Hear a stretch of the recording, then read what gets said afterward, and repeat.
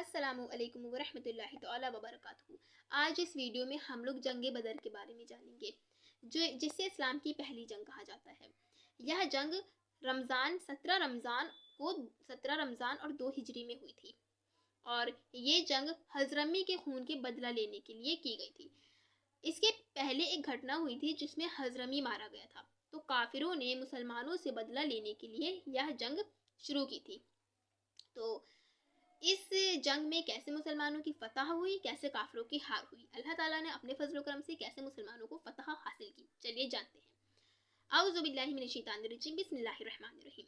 بدلہ لینے کے لیے ایک بڑی لڑائی ضروری تھی، اور جنگ کے لیے مال ضروری تھا۔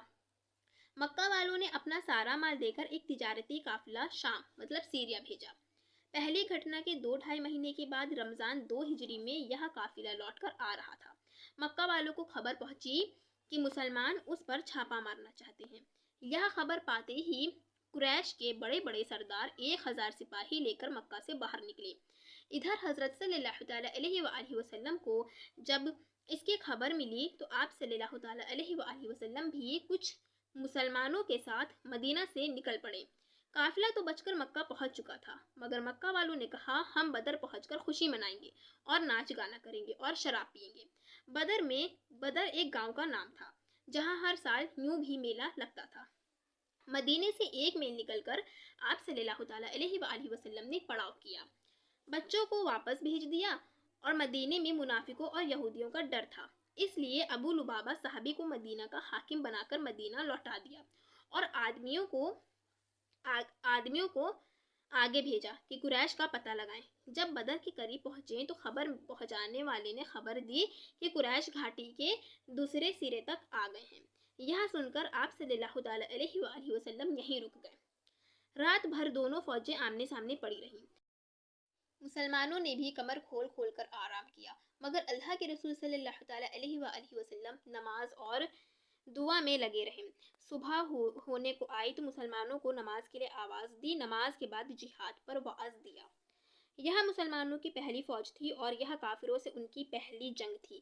ایک نیک دل قریش نے چاہا کہ یہ جنگ ٹل جائے، کہ ابن حضرمی کا خون بہا خون کی قیمت اس کے وارث کو دے دیا جائے۔ عتبہ قریش کا سردار اور حضرمی کا حلیف انہیں کہتے ہیں جن 2 آدمیوں میں سے ایک دوسرے کے مال و جان کی حفاظت کا سمجھوتا ہو جائے اسے حلیف کہتے ہیں، تو وہ اس کے لیے تیار تھا، لیکن ابو جہل نے اس کی اس پلاننگ کو کامیاب نہ ہونے دیا۔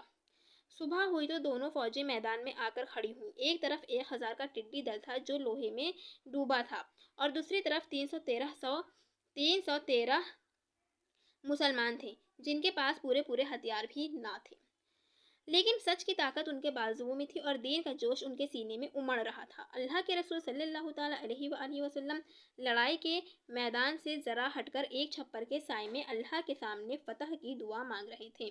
یہ کہہ رہے تھے کہ یا اللہ، اگر یہ تیرے مٹھی بھر پوجنے والے مٹ گئے، مطلب عبادت کرنے والے مٹ گئے، تو پھر زمین پر تو پوجا نہ جائے گا۔ لڑائی اس طرح شروع ہوئی کہ ابن حضرمی کا بھائی عامر، جس کو اپنے بھائی کے خون کا بدلہ لینا تھا، آگے بڑھا۔ ایک غلام مسلمان اس کے مقابلے کو آگے نکلا اور وہ مارا گیا۔ اس کے بعد عتبہ جو قریش کے فوج کا سردار تھا بڑی شان سے نکلا، اس کے ساتھ ولید اور شیبہ بھی آگے بڑھے۔ ادھر مسلمانوں کی طرف سے مدینہ کے 3 انصاری نکلے، معلوم ہوا کہ مدینے والے ہیں، تو پکارا محمد صلی اللہ تعالیٰ علیہ وآلہ وسلم، یہ ہمارے جوڑ کے نہیں ہیں۔ حضرت محمد صلی اللہ تعالیٰ علیہ وآلہ وسلم کے کہنے سے یہ انصاری ہٹ آئے، اور اب حضرت حمزہ اور حضرت علی اور عبیدہ رضی اللہ عنہ میدان میں اترے۔ عتبہ حضرت حمزہ سے اور ولید حضرت مولا علی رضی اللہ عنہ کے مقابلے میں آئے اور مارے گئے، لیکن شیبہ نے حضرت عبیدہ کو زخمی کر دیا۔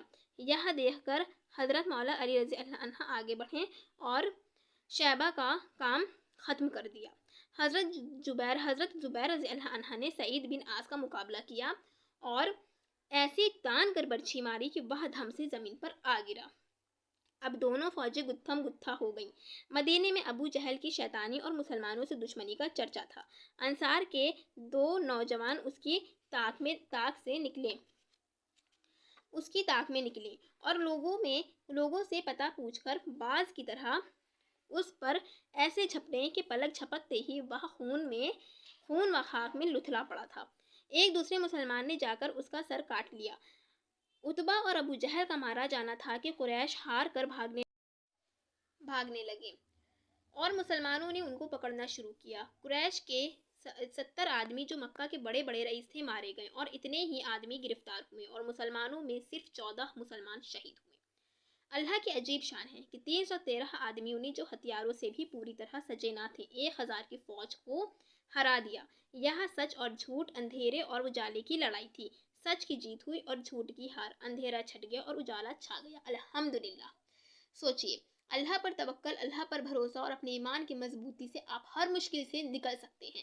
اس لیے اللہ پر بھروسہ رکھیے اور صبر اور شکر ادا کریے۔ آئی ہوپ سو کہ آپ کو جنگ بدر کے بارے میں سمجھ میں آیا ہوگا۔ انشاءاللہ تعالیٰ نیکسٹ ویڈیو میں اس کے آگے کا بتاؤں گی، تو پلیز چینل سبسکرائب کر دیجیے گا، ویڈیو کو لائک اینڈ شیئر ضرور کر دیجیے گا۔ السلام علیکم ورحمۃ اللہ تعالیٰ وبرکاتہ۔